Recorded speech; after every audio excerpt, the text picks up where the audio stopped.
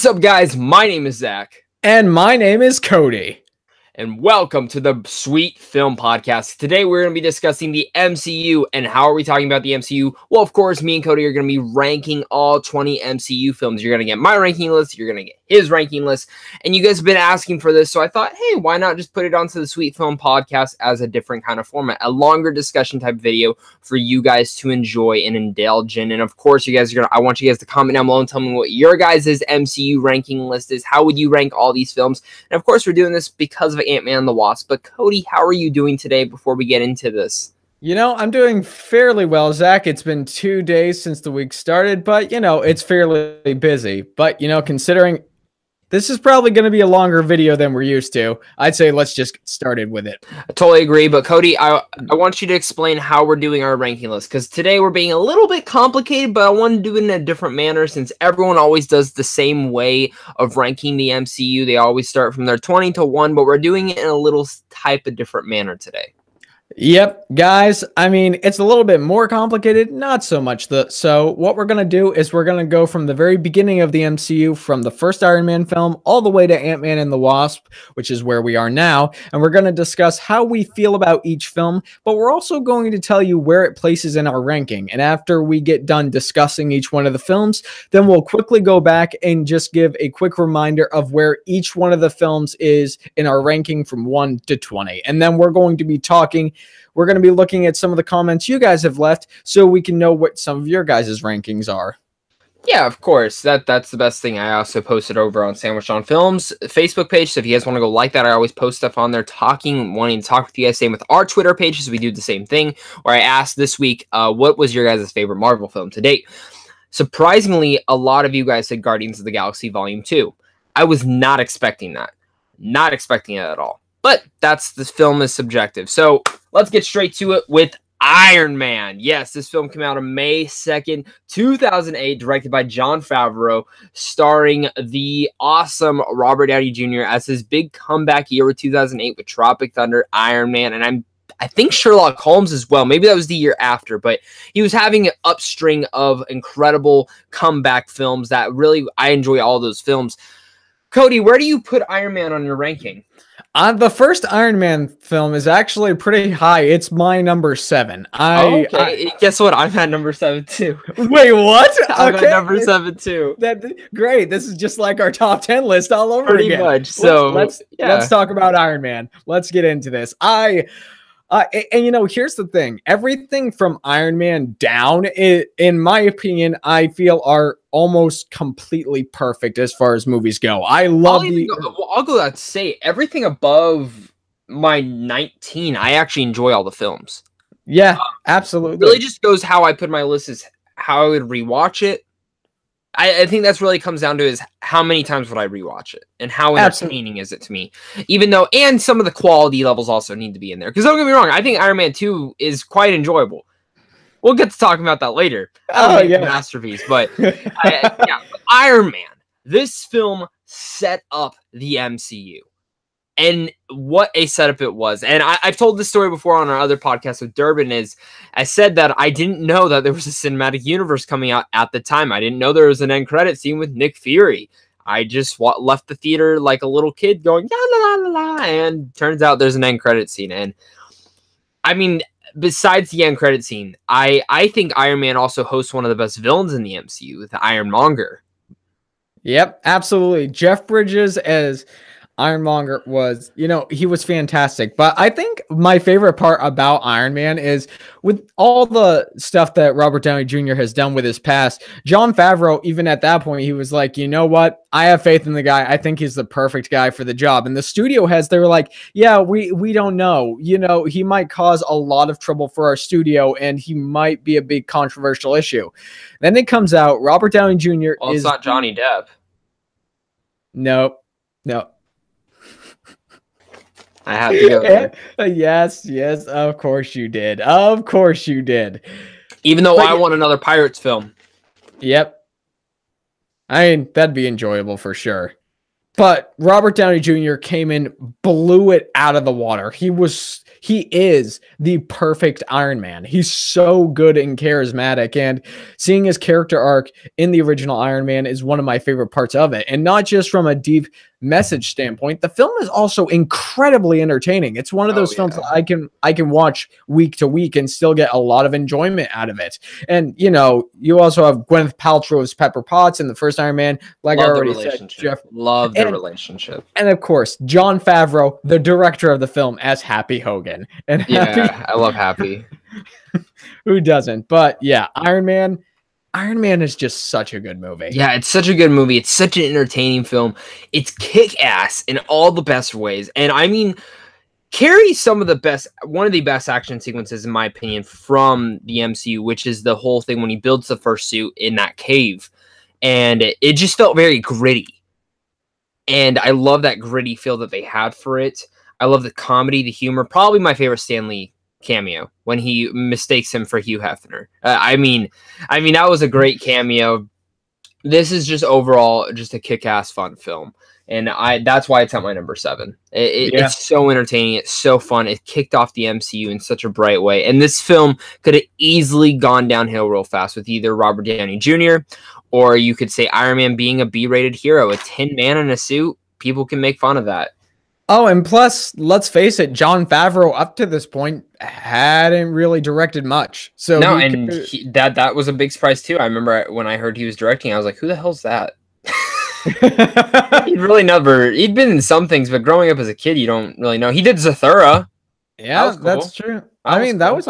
That was a fun movie, but I mean, from Jon Favreau to Robert Downey Jr. to the whole film across the board, it could have flopped big time, and we could be looking at a much different MCU. But nope, we started out. Actually, we might not even be looking at an MCU if it went badly. But yeah, I mean, and plus, one thing we didn't know is the fact that there's a little producer called Kevin Feige who was even behind the scenes planning stuff even back then, even though his name wasn't coming up. No, not yet. Now he's like a superstar. But moving on down to June 13th, 2008, we have The Incredible Hulk. Now, I'm curious to see where this places in your ranking, Cody. Okay, I find The Incredible Hulk enjoyable. I still think it is one of the weaker MCU films. It is number 17 for me. Okay, so The Incredible Hulk is number 18 for me. And so we're pretty close. Yeah, pretty close. I enjoy it. A lot of people find this film underrated. I can understand why. I do think there are a lot of good elements to The Incredible Hulk. Edward Norton, for one. Edward Norton's incredible. Even though I prefer Mark Ruffalo. Same. But this Hulk is completely different than what we have right now. Completely different. Could you imagine this Hulk being in Thor Ragnarok? I couldn't have. I'm sorry. Nope. Like this is the darkest MCU film. This is the grittiest MCU film. And I mean, it's not super dark and gritty, but you can totally tell it was the script is at a different studio before they went into production on this.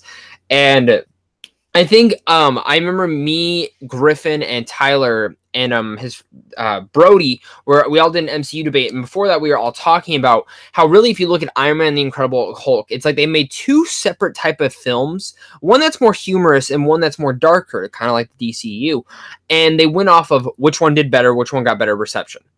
Iron Man's route kind of got the better reception. So if you really look at it like that, the rest of the Marvel Cinematic Universe went down in that, and the Incredible Hulk kind of thing kind of went in a different verge. It's cool to look at that now because none of the other films are like that. None of them. And I think that's a very unique way of seeing how the whole Marvel Universe is played out. And I really do think that's how they were really doing it. Because 2 years later is when we got the next MCU film. And it feels like after that, they're like, okay, we know exactly how we want this whole franchise to go. The themes, the genre, and stuff like that. But The Incredible Hulk, honestly, the one reason I put it at number 18, the Abomination fight won it all. That's why. The Abomination fight's amazing. I love the Abomination fight. It's the only reason it's at number 18. It probably would have been lower, to be completely honest. Yeah, I can understand that. One of the reasons why it is number 17 for me is that fight. For one, I thought that fight was really enjoyable, but I think the relationship between Edward Norton's Bruce Banner and Colonel Ross's daughter, Betty Ross. Betty Ross, played by what's her name? She was also in Lord of the Rings. What is She's I also don't care because I didn't like the film and I thought the relationship was shit. well, that's one of us. Their relationship is better than another one, in my opinion, but I'm sure we'll get to that. But Debatable. However, the amount of grounded emotion they give to Edward Norton as Bruce Banner and him as a character and how he grows throughout the film, that's one of the reasons why I have so much enjoyment with it. But the movie is the first act for me. It takes a while to get going. And I agree. And the whole movie as a whole, I find it can be a bit slow at times, but it is one thing I can say about every MCU film is, except maybe for like one or two, I can watch pretty much every single one of them. But overall, I enjoy The Incredible Hulk. I don't think it's great, but it is a lot of fun. I've probably seen this film twice in my whole life. Like, to be completely honest, twice or three times. I just rewatched it like 2 months ago because of Avengers Infinity War. Same. That was really it. Like, I don't even have it on Blu-ray. It's the one Marvel film I don't have on Blu-ray. Even though, because I'm really picky and I want the fucking green case, but I'll probably never be able to find it because it's super exclusive. So I refuse to buy the damn blue one. But I need to stop venting about that because in 2010, May 7th, I feel like I sound like Scott Mantz when I do this. A little bit. And we have Iron Man 2. Oh boy! Also directed by Jon Favreau, written by Justin Thorax, which that is an interesting fact for you. Where does this fall on your list? This is one of the lower ones for me, definitely. This is my number 19. Okay, it's my number 19 too. What? Okay, if we have the same Iron Man 3, I'm gonna laugh my ass off a lot. But Iron Man 2, number 19 is where it comes out for me, and I enjoy this film.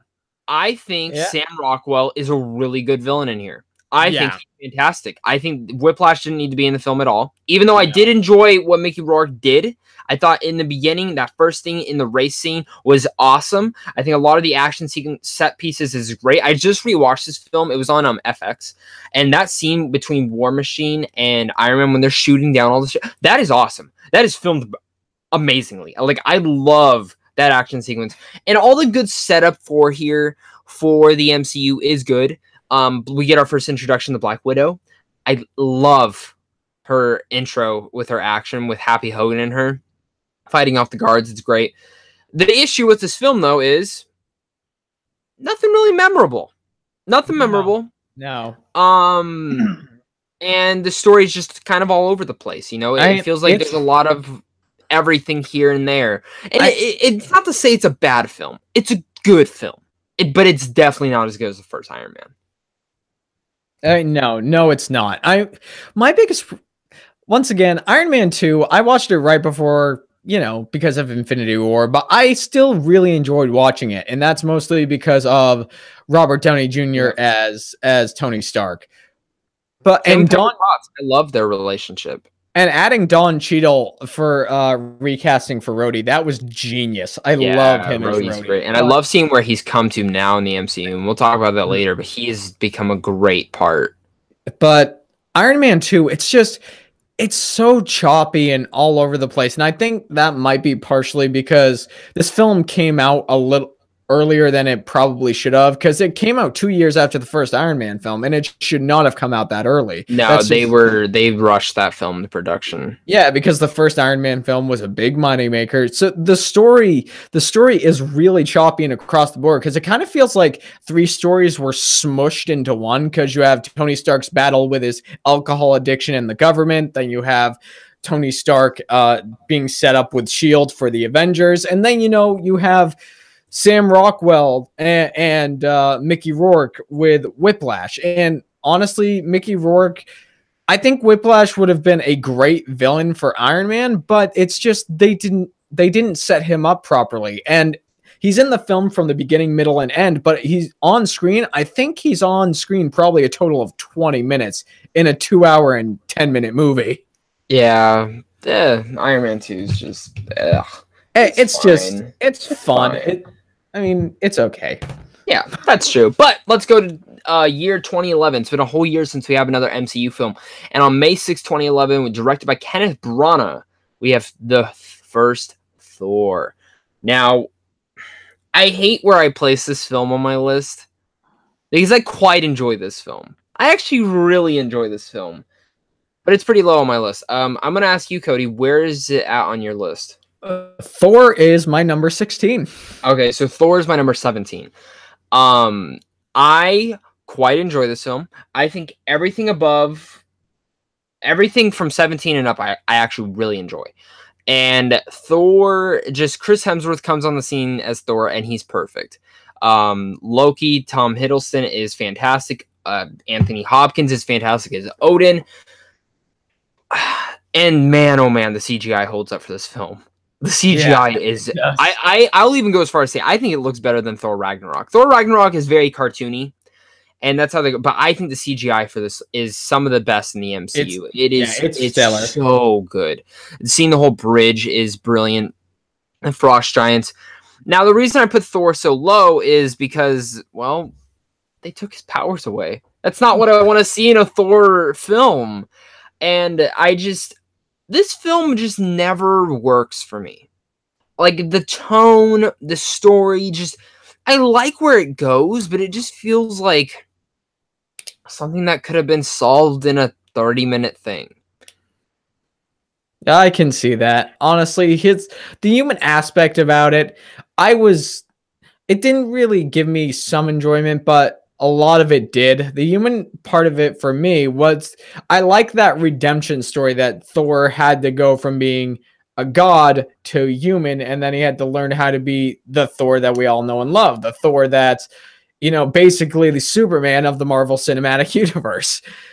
And I think they did that story well, and of course, the relationship between Thor and Loki is some of the best storytelling in the MCU. I love the story between stuff in there is brilliant. I mean, Kenneth Branagh brilliantly directed this film. He directed the hell. I think a lot of the issues is with the script. Yeah, I mean, and let's not forget Sir Anthony Hopkins as Odin. He was great. Oh, absolutely. Yeah, no. Thor, though, now here's the thing that I didn't buy. The relationship between Natalie Portman and Chris Hemsworth. I'll be honest, I think it's fine. I don't hate it. I never bought that relationship for a second. I really did not. I buy it. At least he has a relationship than I do. Yeah, well, that's you and me both, my friend. But that's okay. Let me say, I don't hate the relationship. It's just there. Like, it's just there for me. And... yeah, it's just there. I'll leave it at there. That's it. That's it. But I will say, I have my theory. Gosh, here we go. She will show up in Avengers Infinity War. You know what? That's actually funny, because I'm pretty sure there are rumors going around that Justin Hammer might show up in Infinity War too. Yeah, I think a lot of people will show up in Avengers Infinity War. And the reason I say she is because the Russo brothers would not say if she disappeared after the snap or not. So we'll leave it there. Yeah, that's true. Female Thor coming in? Maybe.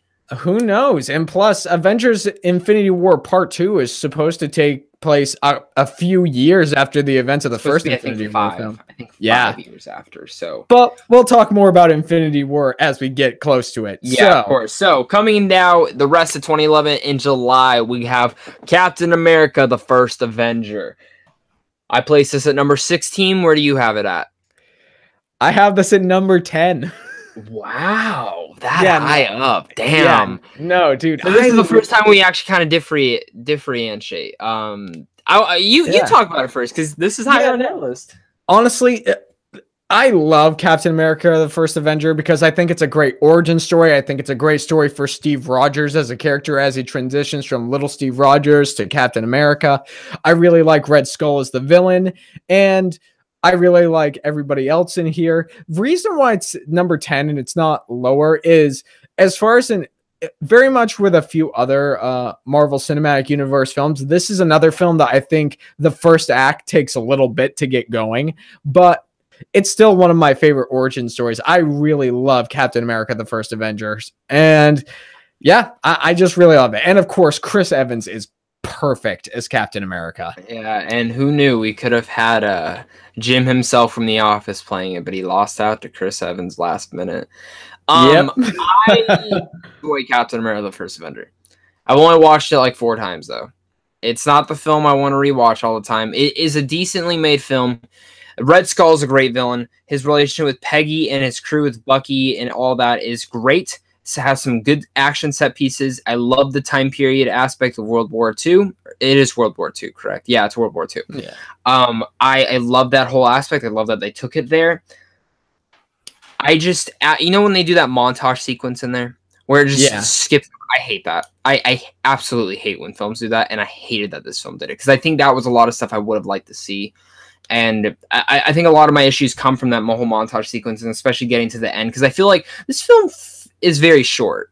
And I feel like you could have tacked on maybe another 10, 20 minutes, and that could have come from that action thing. I think Wonder Woman did it better, to be honest. I think Wonder Woman did this film better.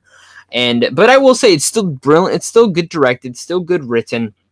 It has some decent set pieces, but I think Red Skull is the big standout for me. And same with Chris Evans. And the way that the whole film ends by the end, it's good. And it's a good tie-in to our next film, which comes in at 2012. And just so everyone knows, again, Cody had First Avenger at 10. I had it at number 16. Now, the First Avengers comes out in 2012. The big... Man. Yep. A big event film. A big event film. I remember... I had a cross-country meet, and I didn't get to see this opening night, and I was so sad. Ooh. But my dad took me the next morning, and me and my friend, we went to the theaters that move around. The seats move to the film. It was awesome. Cody, where do you have the Avengers at? The First Avengers, I have right ahead of Iron Man. It's my number 6. My number 11. Really? Yeah, so let me defend first. Before people start typing in the fucking comments. I'm a fucking troll, you fucking... I don't want to hear that shit. What, you don't want to hear? So, I love the First Avengers. Everything up from here, everything I love. Okay, I saw this film 10 times in theaters. Opening weekend. Or not opening weekend, but I saw it 10 times that summer. Love the Avengers. I think the pacing is very slow. Sorry, it's true. I still think it's kind of almost a masterpiece, though, of a comic book film. It is just everything you want from a summer blockbuster. Action, humor, characters, but no character development, just tons of fun. That's what you get. I think it's a great thing. It's awesome to see what Phase 1 built up to come out to this. But for me... I feel like other films did it better. And obviously we're 20 films in, so obviously this coming down so low for me, I don't think shouldn't be that big a surprise, because once you guys hear the rest of mine, you guys will be like, oh yeah, that makes sense. But I love the first Avengers. I think it's brilliantly directed by Joss Whedon. I think the writing in here is awesome. It's one of the best scripts in general for the MCU. I think Loki's a great villain. I think Hawkeye was wasted, didn't even need to be in the film. But I just think when you get to that third act, it is one of the best third acts in any film ever made. Yeah, I'm not going to disagree with that. It really, really is. And that third act might be one of the bigger reasons why it is my number 6. The score. Yes. Yes. Can't forget about that. And wasn't it, was it Alan Silvestri? Alan Silvestri. Yes, it is. And wasn't Alan Silvestri the same guy who gave us the Back to the Future score and the Ready Player One score? Ready Player One, yes, I'm pretty sure Back to the Future. I've only seen those films like 4 times. I mean, it's a great score for sure. But I can understand the first act thing. I mean, the first act of the Avengers and partially into the second act, it can be very, very slow.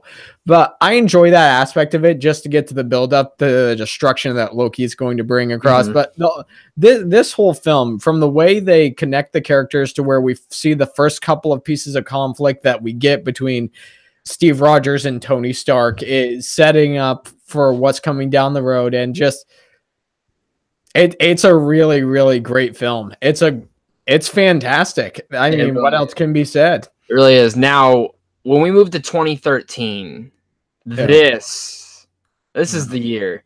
Iron Man 3, directed by Shane Black. Okay. Comes right after the Avengers. Where is it on your ranking? Iron Man 3 is right below Iron Man. It's my number 8. Holy shit. I thought I was going to be the one that would higher on the list. It's at my number 13. I think you should defend yourself first. Wow. Okay. I'm going to defend myself on this one. When we get to it, You guys want? Wait, what? Did you have that above Avengers? No, Oh, it's okay, it's okay. below Iron Oh, Man. okay. Um, yeah. Defend yourself first before people are going. Yeah, before people like get in the comments, for the podcast. No, I loved what Shane Black did with Iron Man 3. I absolutely love this film to pieces. I mean, for one, does it have a lot of plot points similar to The Incredibles? Yes, but I don't think that's a bad format. I also really enjoy where they take Tony Stark in this film as a character, taking away all of his Iron Man mech stuff and making him Tony Stark, making him use his brain. It's one of my it's one of the reasons why I love the first Iron Man film. It's one of the reasons why I love this film. And the direction that Shane Black gave everybody was fantastic. And once again, seeing everybody's performances in this film, I really enjoyed. And although a lot of people may not like the twist that they did with Ben Kingsley, I really enjoyed it because I thought it was different for a superhero film to do. And sometimes I wouldn't exactly call Iron Man 3 a superhero film. It's just a film about a guy who's trying to protect the people he cares about. And so Iron Man 3, considering it is different, considering it is more of a telling of the person behind the mask, and because it does something, I just love Iron Man 3 across the board is what it comes down to. Yeah, And that's why I have it at number 8. I 100% get everyone's complaints with this film. If you hate this film, more power to you. I understand why. I understand it. The Mandarin twist was bullshit. I liked it, but from a comic book standpoint, it's bullshit. You shouldn't have done that. Yeah. Or at least had the actual Mandarin. Given, yes, they did the short film that said, yeah, he's still out there, but bullshit. Come on. You're never going to give us the Mandarin. I thought brilliantly directed by Shane Black. Brilliantly written by Drew Pearson and Shane Black. And I love the PTSD element of Tony Stark. Oh, yeah. And that is my favorite thing. And people argue, well, he doesn't have it anymore. I call bullshit. Civil War is very evident that he still has that he saw. And even in Age of Ultron, it's still evident that he has it. I mean, we can get into that we'll get into that for sure. As we get to it. Iron Man 3. The villain is the biggest issue. Just like most MCU films, it's the biggest issue of the whole film. Yeah. Great humor, great script. Love that it stripped it down. This is more of a Tony Stark-centric film, and I love that. And the kid is really good in it. I really like the kid. Yep, he is. I want to see more from him, even though he hasn't been in a lot. No, he has a 3-picture film deal with them, so I'm assuming he'll eventually come back, maybe. But yeah, Iron Man 3 comes at number 13 for me. I quite enjoy this film. I think it's a ton of fun. And now we go to we get to 2013's other film, Thor: The Dark World, directed by Alan Taylor, who does a ton of Game of Thrones episodes. I'm pretty sure we probably have this at the same spot. Cody, where do you have it at? Bottom spot, number 20. Number 20 for me too. Now, this film actually goes back and forth for me. I actually sometimes quite enjoy this more than the first Thor film. Because I do think it's more fun than the first Thor film. The only problem is it's not memorable at all. There's nothing memorable about this film. No. But I think the action sequences are really well done. I think the action sequences are the best part about Thor: The Dark World, and a lot of that comes from Alan Taylor. He directed a ton of Game of Thrones episodes. I think he did Battle of the Blackwater, which I don't think you've seen that episode yet, but one of the best action set pieces in that show yet. But a lot of the problems is just the story. It's just a setup episode for the MacGuffin, the Ether. Yeah, pretty much. It's pretty much. This is the way I see it. I feel as though Thor: The Dark World is like a filler episode of Naruto, the OG series, because this is what I feel about Thor: The Dark World is the fact that are the action sequences cool? Yes. Is everything great that was great in the first film? Yes. But the film, not only is it not memorable, the film is so boring. Like nothing really. Thor's not good. Yeah, no, Thor: The Dark World. The thing that I always remember is I tried watching this probably 3 months back, and I did get through it. But that first 20 minutes of the film, I almost fell asleep. Oh, really? I think the first 20 minutes is the most entertaining part. Yeah. I think the ending's the boring part.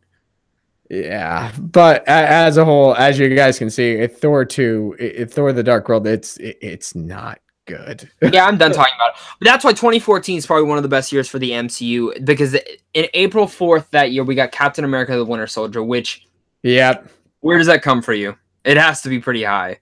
I mean, yeah, Captain America: The Winter Soldier is my number 2. It's my number 3. So we're really close to each other. I remember going to the theater to see this. I wasn't excited. I saw some of the trailers, but this ever since the first Captain America really didn't pique my interest. I wasn't the hugest thing. And then I heard Anthony and Joe Russo are going to be directing it. The community directors, they make good humor, but how are they going to do Captain America film? Whatever. Then you go and see The Winter Soldier. I went opening night with a girlfriend at the time and her dad. And both of them were pretty big Marvel fans. And, you know, I grew up with these characters and whatnot, but holy shit. Yep. I think Winter Soldier has the best action set pieces still to date. I think this is still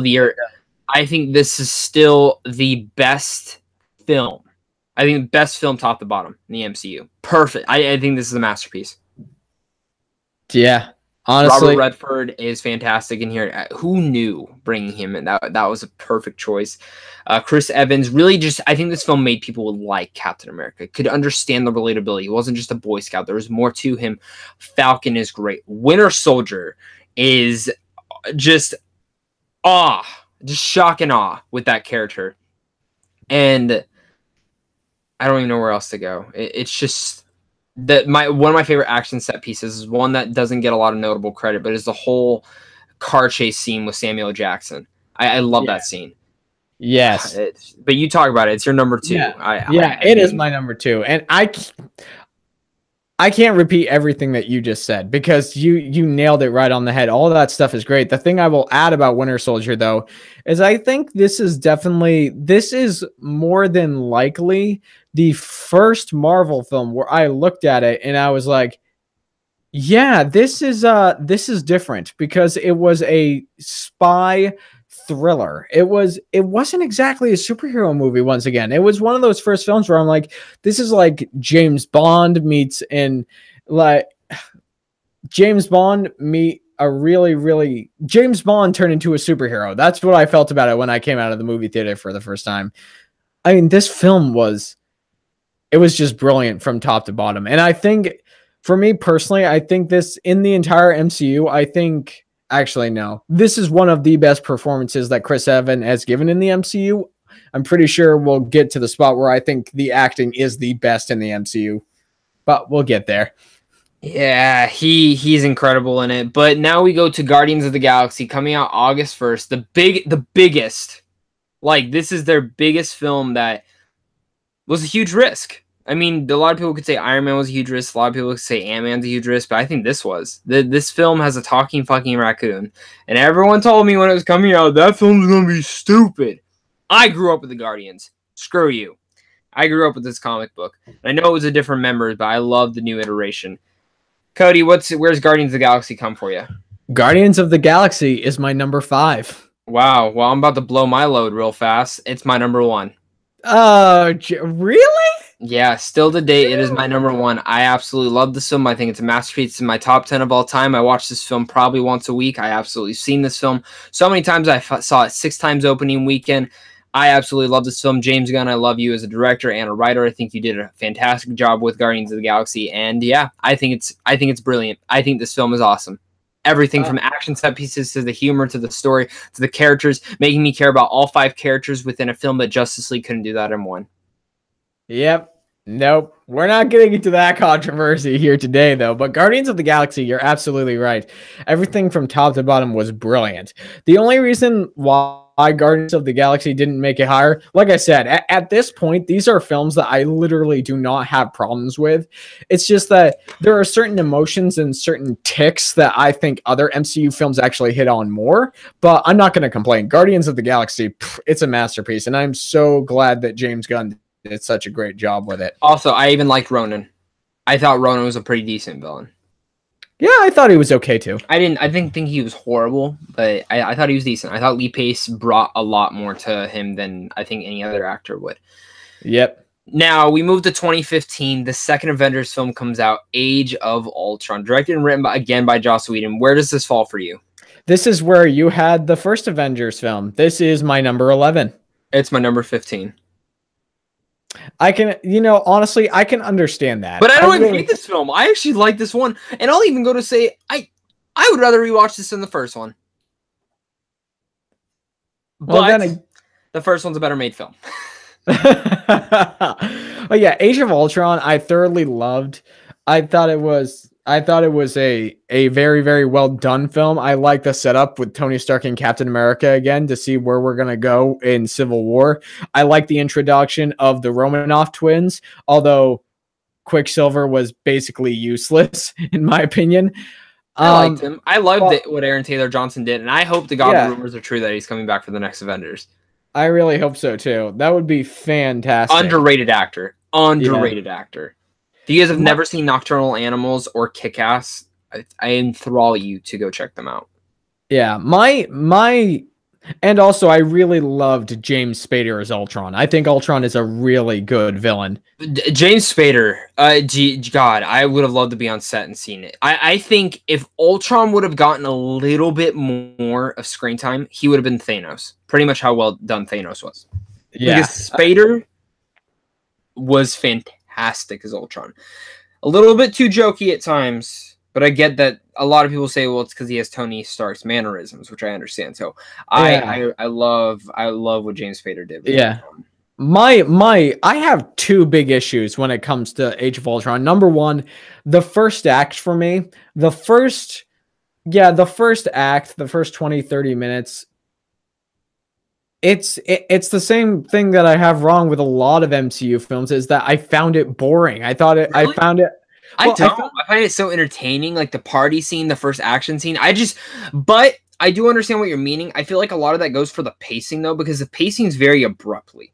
It just goes and never lets up, really. Yeah. You know what I mean? Until we get to the farmhouse scene, which is hands down the best thing they could have done for the Hawkeye character. Thank you for doing that. I love that whole farmhouse sequence. But yeah, I get what you mean by that. I think, a big issue for me with this film is the Thor bathtub stuff.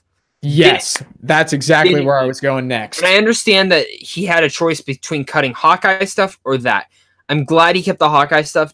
And I know there's deleted scenes of the Thor bathtub stuff that makes it more prominent. You just didn't need it in there.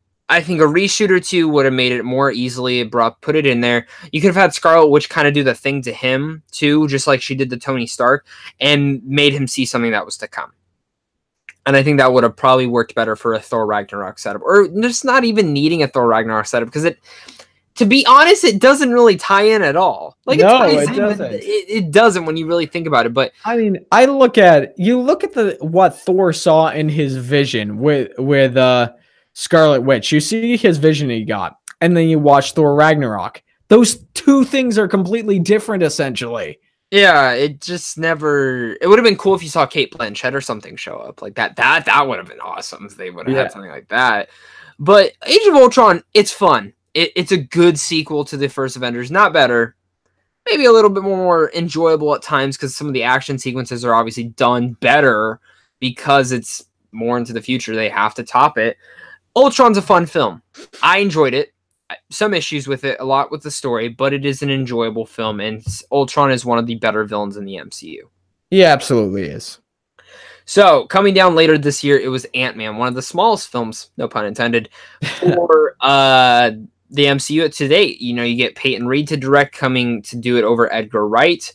And you also have Paul Rudd starring in the main role as Scott Lang Ant-Man, with Michael Douglas, Angelina Lilly, Luis himself, Michael Pena. Where does Ant-Man fall for you? Ant-Man is my number 12. Ant-Man is my number 10. Nice. I think this is one of the best solo films in the MCU. A lot of it goes, though, because I'm a heist freak. I love heist films, so Ant-Man obviously tops that for me. The way that they use the shrinking effects is incredible. Honey, I Shrunk the Kids is one of my favorite films as a child, so a lot of that kind of goes to that. And I also, the Thomas Tank Engine fight's great. The humor in here is brilliant. And I have to say, I love Luis's character. I love Michael Douglas's character. And I actually enjoyed Yellow Jacket. I thought Yellow Jacket was a pretty decent villain again for the Ant-Man and just the MCU in general. Yeah, you see, that's where my biggest problems with Ant-Man is with the villain. And once again, the first act of Ant-Man found it a little slow. Enjoyable, but slow. The villain, though, I thought the villain was kind of just generic. I understand what his motivations were, but they never exactly worked for me. The thing that did work for me, every sequence when Michael Pena as Luis is telling a story in both Ant-Man and Ant-Man and the Wasp, they are the things that make me laugh the hardest when watching those movies. They're just so well choreographed. Luis stole the whole film. Luis stole the whole first one.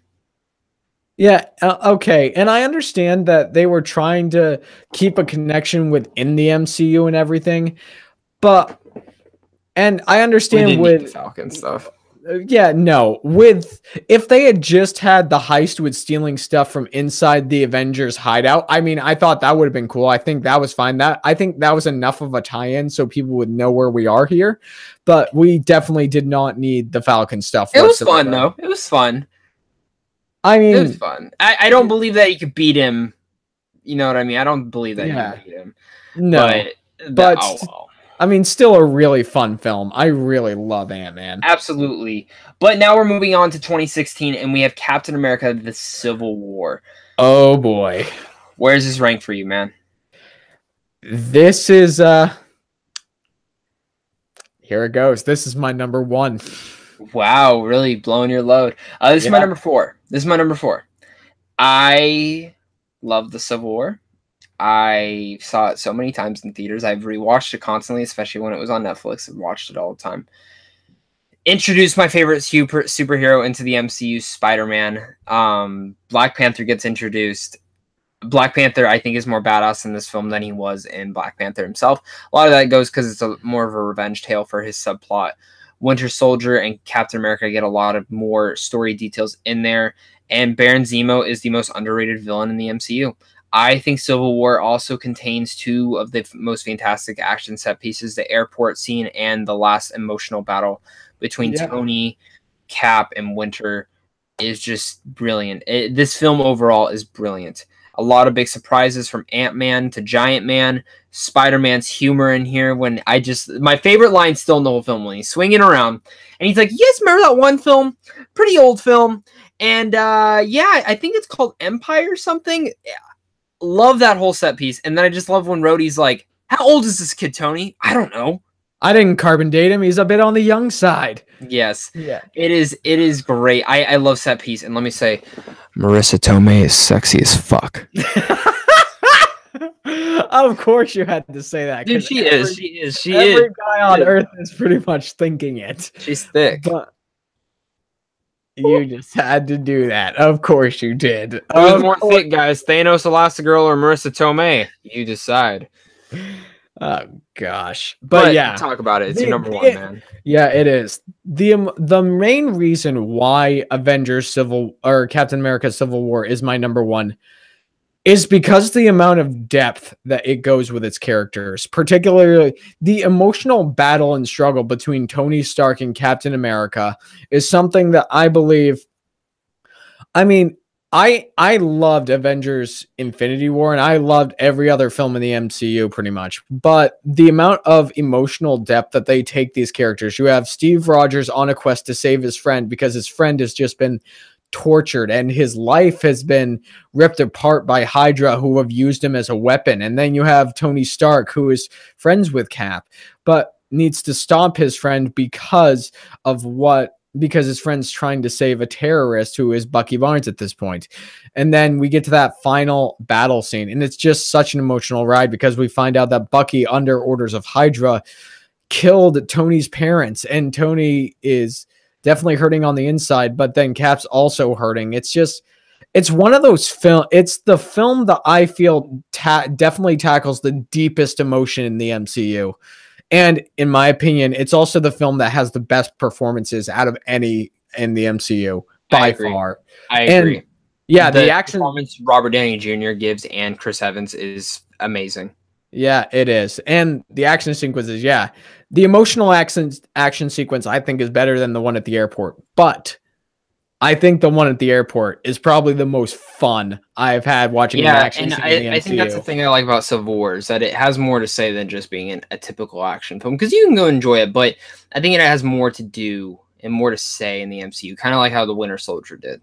Yeah, and plus I think Civil War is the film that first introduced consequence in the MCU because Mm-hmm. in the first 45 minutes of the movie, we see footage of people who were actually killed while the Avengers were just doing their stuff and And you seeing don't that. really think about that at the time of watching those. This film really addresses that type of stuff. Yeah, it's Captain America Civil War. It's going to be some difficult for an MCU film to beat it because, Maybe Avengers 4. well, possibly, but the performances mixed with just the raw emotion along with that last final action scenes and what Captain America Civil War has to say makes it my favorite out of all the MCU films. All right, man. Well, moving down later in that year, another film in 2016 is Doctor Strange, directed by Scott Derrickson. Yep. I'm curious where this one lies for you because we haven't really ever Mm. talked about this film. So where's it lie for you? Doctor Strange is my number 9. Me too. Wait, really? Yeah, number 9. I love Doctor Strange. Oh, Love Doctor Strange. absolutely. Have one issue with it, and I think that is the forced humor they rewrote into the script in certain scenes. Yeah. Yeah. You and The I are on humor this. is bad. The humor, some of it works, but majority of it's pretty bad. Yeah, no, you and I are on the same page. The humor in Doctor Strange, I don't think is good at all. I think this is one of the better origin films in.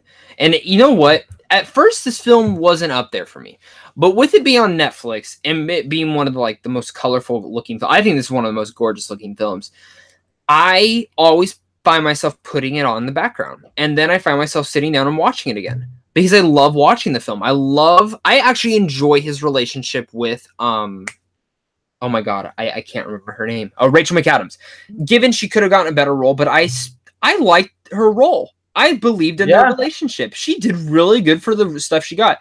Some of the best action set pieces, the Astro fight in the hospital where he's as the ghost was awesome. Loved it. The whole last set piece too was very different. The fact that it's very Dormammu have come to bargain, and the more that you think about it, that a lot of people have a lot of issues. Well, how has become so strong?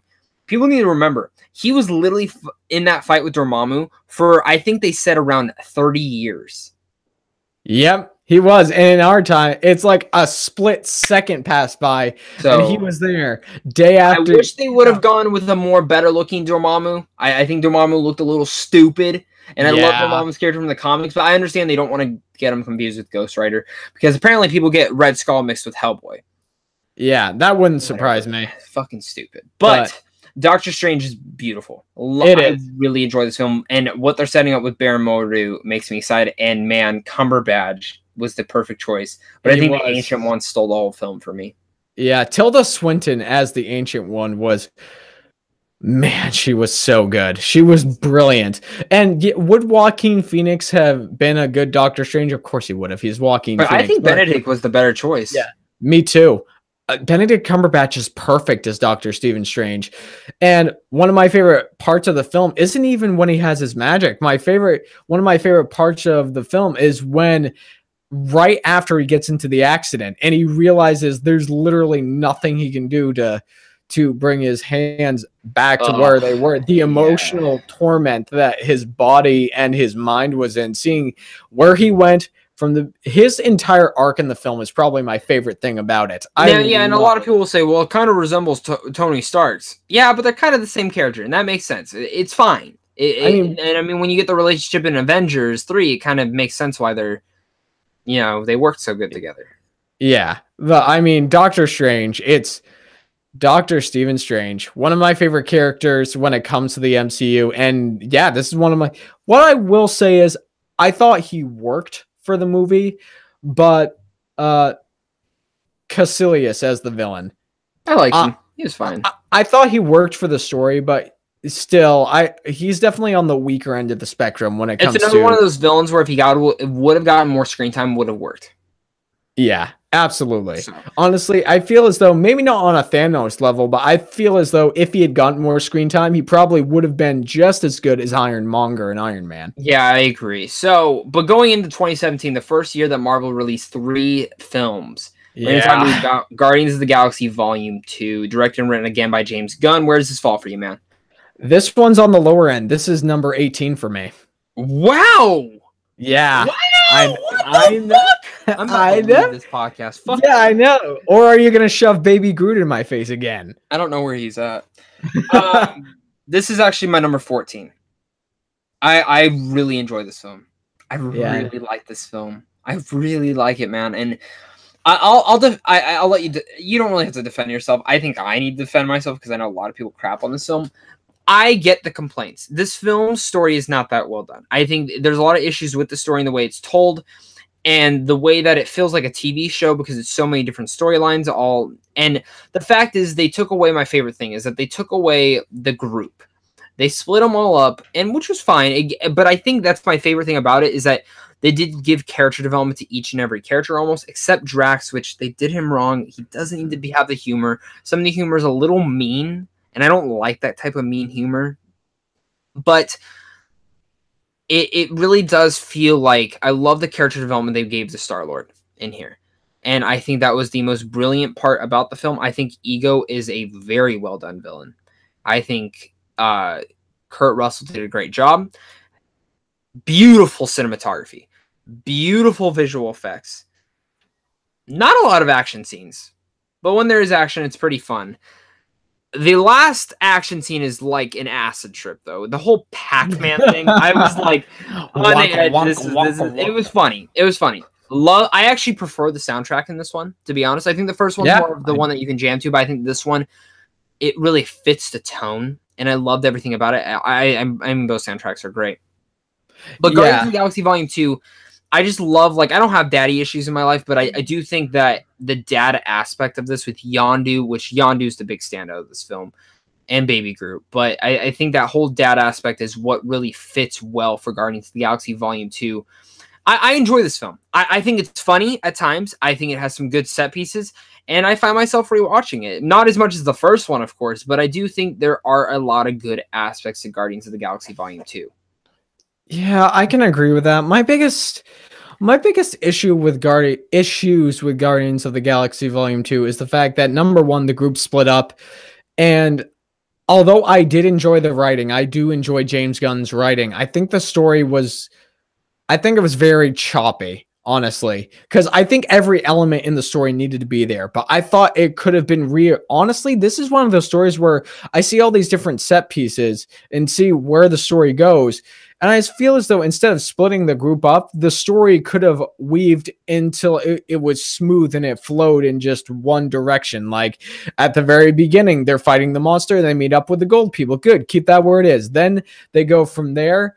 And say the group gets captured and they get put into prison of some kind. And then from there, what happens is they go and they go from the prison where Yondu is, and then like let's say the last half of the movie, they all meet up with Ego, the living planet, and they're all on the planet, and we meet at the end of the film. And then end credit scene can be the way it was with revealing that they've got Adam inside of a cage. You mean the 6 end credit scenes they fucking had? Dumb. Not get rid of most of the end credit scenes. I'm trying to say this. I hated the Sovereign. Didn't need to be in the film. But I mean, that's my point. I mean, I feel instead of just splitting the story up in so many different directions, they could have weaved it from the beginning to the prison with Yondu to with Ego, the living planet, and that would have felt a lot more smooth. But as it stands, and plus the humor inside of the film, I didn't enjoy it as much as the first. I loved a lot of it, but no, the first one was definitely more funny. There were some jokes in Guardians of the Galaxy Volume 2 that I felt just ran on for far too long and just overstayed their welcome. From there.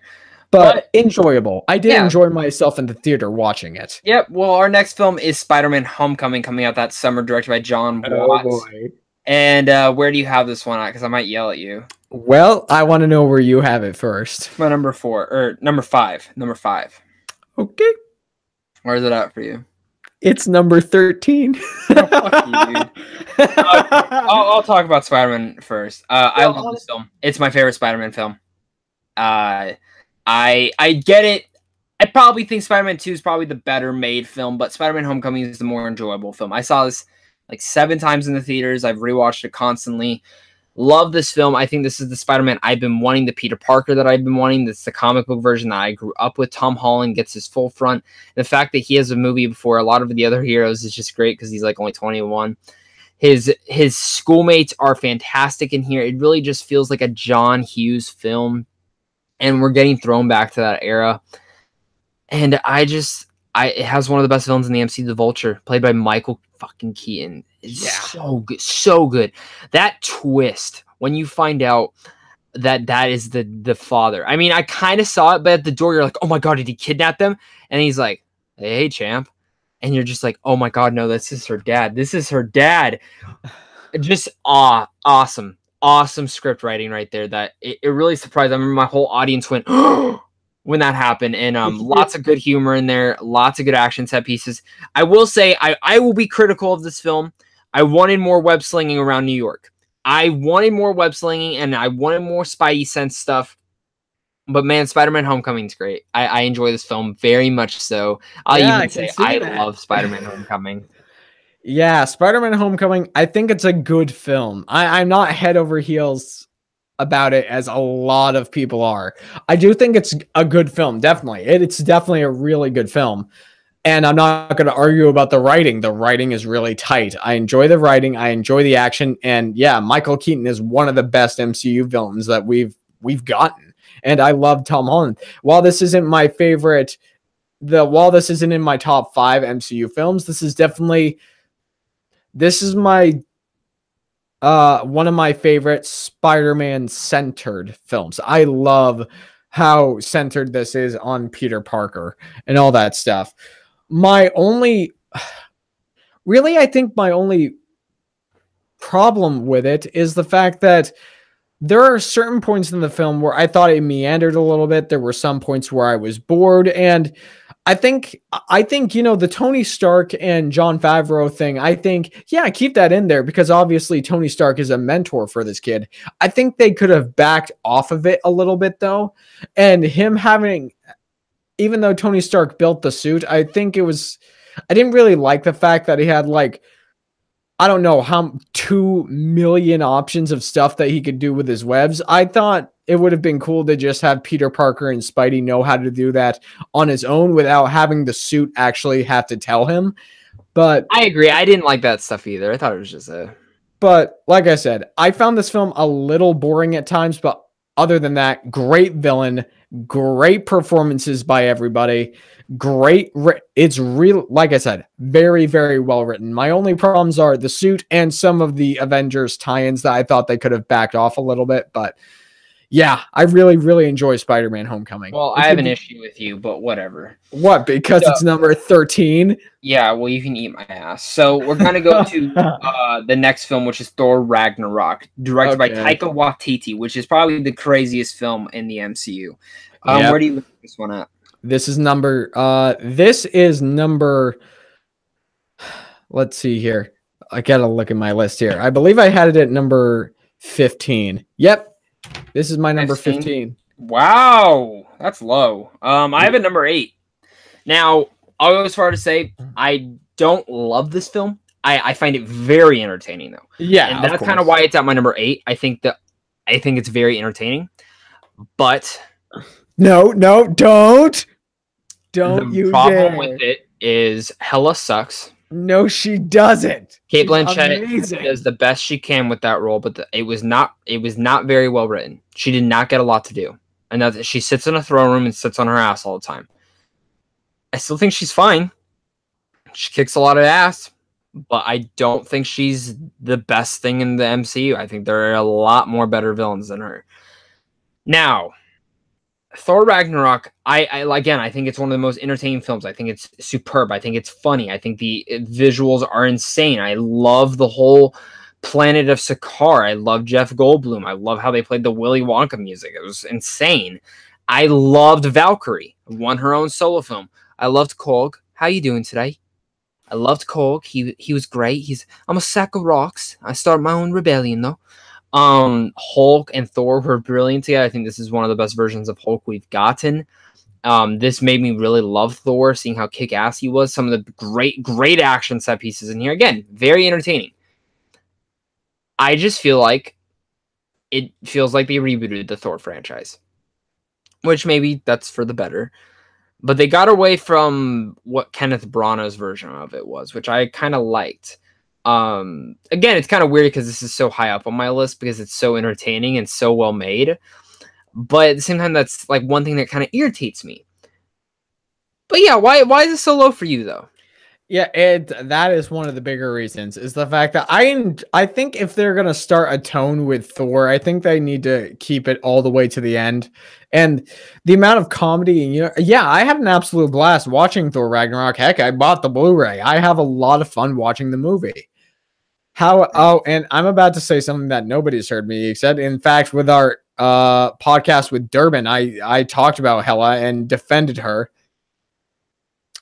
I will admit, while I love Cate Blanchett as Hela, I thought she did a fantastic job as the character. She definitely needed a lot more to do.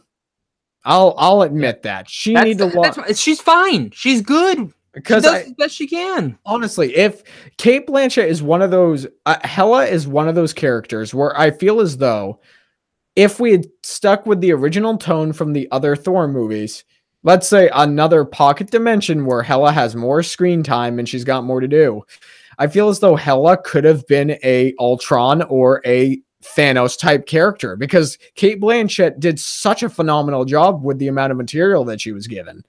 But yeah, she wasn't given enough to do. And the constant humor that was inside Thor Ragnarok, I laughed for about 80 to 90% of it. But like with all comedies, there's a few jokes in Ragnarok that I just thought too much comedy. And I thought they should have, if it's going to be a comedy, I feel as though they should have made some time to actually focus on some depth and some darker tones to actually. Well, that's what's funny, because a lot of people say this is the darkest film, which in a sense it kind of is. Like, he loses everything.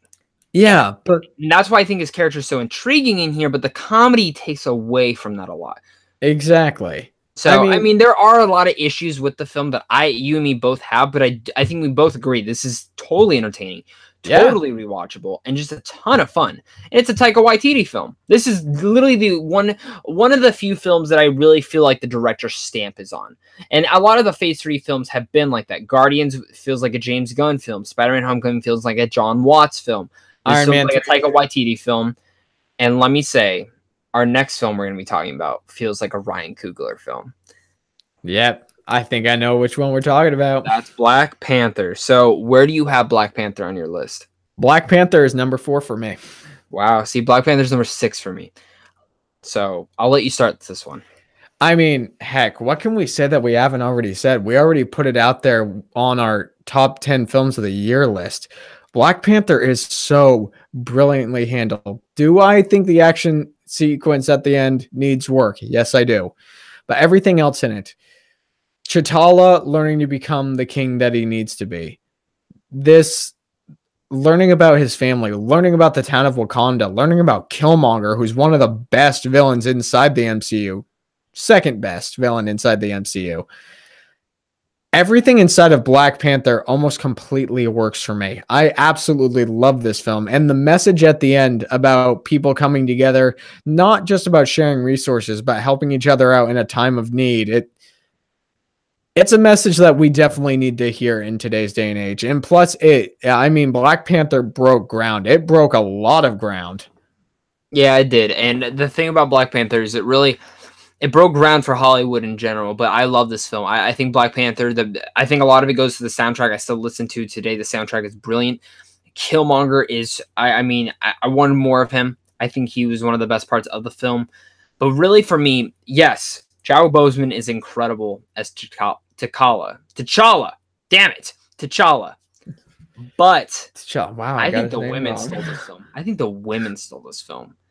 Shuri, Nala, and even Okoye herself. I think they are the Yep. 3 big standouts of this whole film. Oh yeah. Humor to the action, everything with Black Panther totally works. I think my one big gripe with this film isn't even the last action set piece. I like the last action set piece. It's the CGI. CGI is a little scary. It's iffy considering. Yeah, It's actually kind of funny because Marvel is owned, or Marvel Studios for the MCU owned by Disney. The live action version of the Jungle Book, that's also Disney. but the thing about And Black Panther is it's not horrible CGI. It's just very noticeable at times. And I know. so my other thing with Black Panther that I really, really, really enjoy, I loved Claw in here. I love what they did with Andy Serkis's character. I think a lot of just what the story does in general, it works for the film. And Wakanda's mythology building is the main part that made me love this film, because I'm a huge buff for any mythology building in any films. Hell, I love Alien Covenant because of that mythology building. And that just goes to say that I think Black Panther is incredible. It absolutely is. But it leads us into Avengers Infinity War, which came out earlier this year, the big event film of this year. And Cody, where does it come out on your list? I think you might have it the same spot that I do. Where? Is it your number 3? It's my number 2. Dang! Remember the Winter Soldier was my number 3. Oh, that's right, it was. So Avengers Infinity War is my second favorite film. It's gone up the more I've seen it. It was at my number 3 when the last time I did my ranking list, and now it's at my number 2. And depending on how 4 turns out, it might go to number 1, or 4 might take that number 1 spot. But Avengers Infinity War is everything that I've wanted to. Just when he's like, you can just tell how frustrated he is. And I mean, Thanos, one of the best comic book villains of all time, probably right there with the Joker.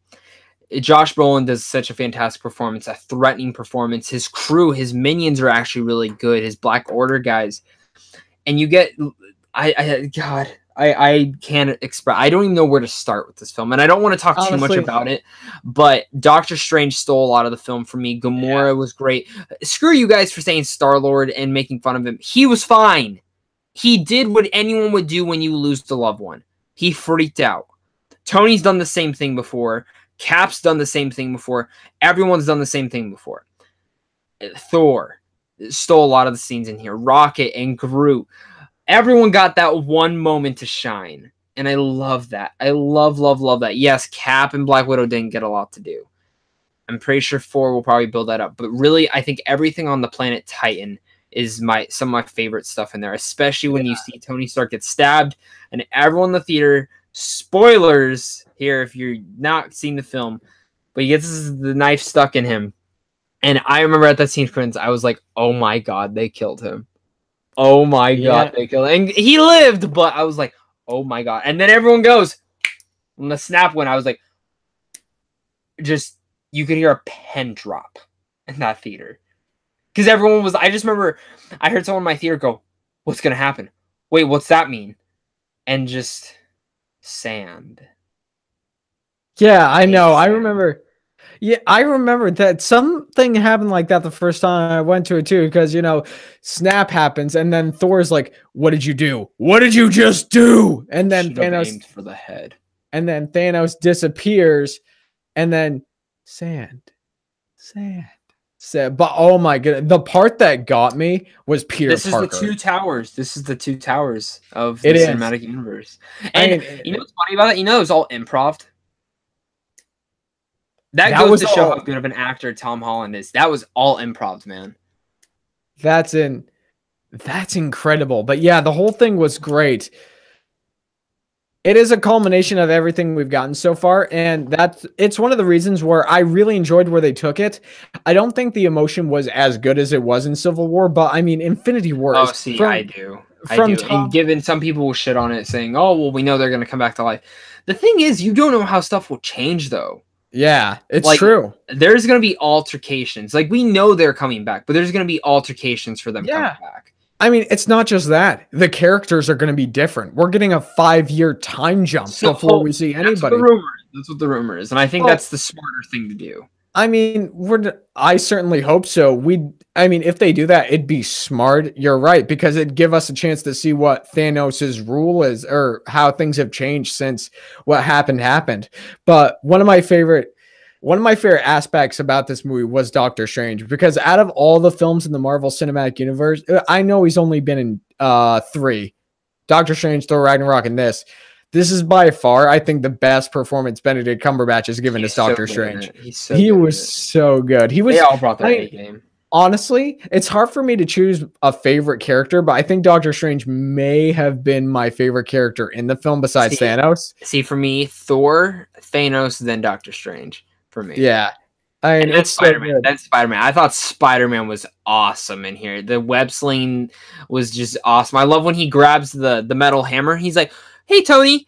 Like on the New York, I just loved it. I loved it. I love all that aspect. And Avengers Infinity War has to come in at my number 2, and I know it has to come in at, you said number 3, right?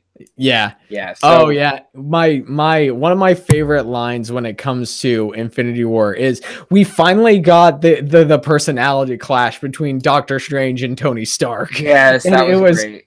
It was great to see. And one of my favorite lines in the film is when Tony Stark looks at Strange and he's like, "What is your job exactly?" And Strange just looks at him and he says, "Protecting your reality, douchebag." Yeah, it's just so good, so well written. But that's why we come to the 20th film that just came out, Ant-Man and the Wasp. Yep. This is a good film. This is a fun film. And I'm curious, where does it land for you? It's fun. I mean, if I could put it on par with Spider-Man Homecoming, I would. But for me, it's number 14. Oh, wow. See, it's my number 12. I really enjoyed Ant-Man and the Wasp. I don't want to say it's better than the first one yet. I think there's some elements that it does better, but I need to rewatch the film because I've seen Ant-Man so many times. Ant-Man and the Wasp is such a cute film. It's cute, and it's weird to say that, but his relationship with his daughter in here is adorable. It is. Scott Lang's great. The villain Ghost was pretty intriguing. I liked what they did with her, and they really do set her up to come in later play. Walter Goggins was wasted completely, though. Yep. Didn't need to be in the film. But I think there was a lot of good setup for what they will do after Avengers. You know, honestly, with Goliath, with I don't even know that Lawrence Fishburne's character, with Ghost's character, with Cassie's character, and of course with Wasp, my girl who stole my heart, stole the whole film, Angeline Lilly. It's kind of like what Valkyrie did for Thor Ragnarok, but she had more screen time in here, and the Wasp was awesome. Yeah, and the emotional level that Michael Douglas brought was fantastic. Yeah, it was. I mean, the emotion, while it wasn't, I don't think it has the rewatchability for me as the original Ant-Man does. I mean, my ranking might change because, like you, I've only seen it once, and I definitely want to see it again. But yeah, the amount of depth and emotion they add to the characters this time around is utterly fantastic. I loved it. And with Walter Goggins, it's interesting because I feel as though if he had been more like, if number one, he had more screen time and he had been, although the movie's not perfect, I admit it, if he had been more like his character in Tomb Raider earlier this year, I feel as though we would have gotten a much better villain because he was just, I mean, he was more threatening in that film. He was more of a more sinister business type in that film. And in Ant-Man and the Wasp, he doesn't really do much like at all. Yeah, although, I agree. There is one scene with Michael Pena in this film. The True Serum. Yeah, exactly.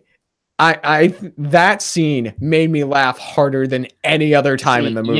You know what made me laugh the hardest was the high school scene. I'm not going to get into details, but that was my favorite scene. Yes. I'll say this. I think this is the funniest Marvel film. I think this is the funniest one. It's consistently funny. Yeah. You know what? The humor in this movie actually kind of reminds me of Game Night earlier this year because the movie had, and this is why it might go up on my ranking as time goes on, because the movie had a lot of heart to it. And although I don't think it's the funniest movie of the year, it is a comedy that I really, really enjoyed. And the amount of emotion and depth they add to the characters. Plus, I laughed harder in this film than I have at a lot of other comedies this year. Yep, I'm with you there. But guys, that is our MCU ranking. Now, before we get going, I'm going to read some certain stuff, bring up some films, and what your guys' favorites were. So, First off, a lot of people say if kind of related, but if someone who never saw an MCU film was shown only a stitching of all the post-credit scenes, I wonder what they'd take away from it. I thought that was an interesting question. I want to talk about it real fast. Nicholas Schutz said this, and I feel like they just feel like I feel like they wouldn't get much from it, to be honest. Yeah, no, because each one of because unlike the films, the end credit scenes, they don't connect with one another. Yeah. I will say really fast, Ant-Man and the Wasp, the second end credit scene was bullshit. That was in the trailer. Why'd you do that, man? Come on. Yeah. Mona Season says Doctor Strange, Thor Ragnarok, Ant-Man, Iron Man, and Captain America, the first one, are all of her favorites. Mike Dixon says Winter Soldier, Infinity War, and Guardians Volume 1. Donald Folk Jr. says Winter Soldier, Infinity War, Civil War, and Thor Ragnarok. I think we're getting a lot of those kind of same ones. Yeah. Keenan, this is a great YouTuber. Got to give him a shout out. If you guys love Marvel content, go check him out. He says The Winter Soldier, Cap is my favorite MCU, and I feel like the film did a lot to progress the character. Yes, totally agree. Absolutely. Sam S. Brinks on Twitter says Captain America Civil War introduced us to so many new characters and made you care about every single one. This film showed me how far ahead MCU is than the DC at the current cinematic time. Agree. Justin watches movies, another great YouTuber that we all love. Avengers Infinity War because Thanos. Scott Sullivan says Guardians of the Galaxy Volume 2. Surprising for that matter. Norville's Nightmare says Guardians of the Galaxy Volume 2. Daniel from Royal Screwed Up says Thor Ragnarok, and Sir Beat says Guardians of the Galaxy. It's just kind of me. Our good friend Ryan O'Toole says Infinity War. Garage Movie Review says Guardians or Guardians 2. Samuel One World says Avengers Infinity War. Max the Lazy Movie Reviewer says Thor Ragnarok, and Jerome Letmere says Avengers Infinity War or Civil War. So we kind of get a lot of the same ones. Absolutely. And I'm surprised there's no oddball ones, no Black Panther or anything like that. I mean, yeah, it's just great to see everybody's wide array of Marvel films that they just thoroughly enjoy. Of course, there were some overlapping that people liked, but that's the fun thing about the internet and about all of this is the fact that it's fantastic. It's just really, really great. It's fantastic. But before we continue, I think we keep good with what we said we were going to do, and we quickly just go down what all of our films are in our ranking. So I guess I'll start that off, and here we go. Number 1 for me, Captain America Civil War. 2, Captain America The Winter Soldier. 3, Avengers Infinity War. 4, Black Panther. 5, Guardians of the Galaxy. 6, The Original Avengers. 7, Iron Man. 8, Iron Man 3. 9, Doctor Strange. 10, Captain America The First Avenger. And number 11, Avengers Age of Ultron. 12, Ant-Man. 13, Spider-Man Homecoming. Fuck you! 14, Ant-Man and the Wasp. 15, Thor Ragnarok. 16, Thor. 17, The Incredible Hulk. 18, Guardians of the Galaxy Volume 2. 19, Iron Man 2. And 20, Thor the Dark World. All right, then. And here we got, for going from my list, number 1, Guardians of the Galaxy. 2, Avengers Infinity War. 3, The Winter Soldier. 4, Civil War. 5, Spider-Man Homecoming. 6, Black Panther. 7, Iron Man. 8, Thor Ragnarok. 9, Doctor Strange. 10, Ant-Man. 11, Avengers. 12, Ant-Man 2. 13, Iron Man 3. 14, Guardians of the Galaxy Volume 2. 15, Avengers Age of Ultron. 16, Captain America The First Avenger. 17, Thor. 18, Incredible Hulk. 19, Iron Man 2. And 20, Thor the Dark World. So guys, that is our MCU ranking. This was a ton of blasts, probably the longest episode, so we're going to cut this short with how we're talking. Cody, where can they find you at, man? All right, guys, as always, you can find me here on YouTube. Just go up to the YouTube search bar, search Cody Curtis. I find it. It should be the first name that pops up. You can also find me on Twitter, Instagram, and Stardust by searching _Cody_Curtis. And you're wondering what Stardust is? Stardust is a movie reactionary app. And of course, you guys can also find me on here on the Sweet Film Podcast, and with Entertainment Wars coming up, you guys will be able to find us on there. We'll give you guys more updates as time goes on, but that's where you can find me. My name is Cody Curtis, and Zach, where can they find you? Well, you guys can find me, of course, on Twitter at Pope the King, also over on Sandwich on Films. Like I said, you guys want to get into these discussions, follow both of us on Twitter. We do post these questions before filming our podcast, and also over on Sandwich on Films, I do the same thing. You guys can get into advanced movie screens, check out some movie news and movie reviews. Me and Cody both do certain things for that website as well, but I over here do it. Check it out. Trust me, you won't regret it. But guys, of course, make sure to subscribe to this channel if you guys are new. Subscribe to the iTunes and SoundCloud feed if you guys are listening to it on there. Give us a rating. Give us a like on here. Don't give us a dislike, because if you do, fuck you. And of course, this is our MCU ranking especially. So, we're not going to agree. We're going to disagree. So I want to hear your guys' thoughts on what your guys' MCU ranking is down below. This is our ranking of all 20. This Just is don't be dicks about it. Yeah, please don't be. I'll delete your damn comment. But guys, seriously, you guys are all the best. I love each and every one of you. And of course, until next time, stay classy.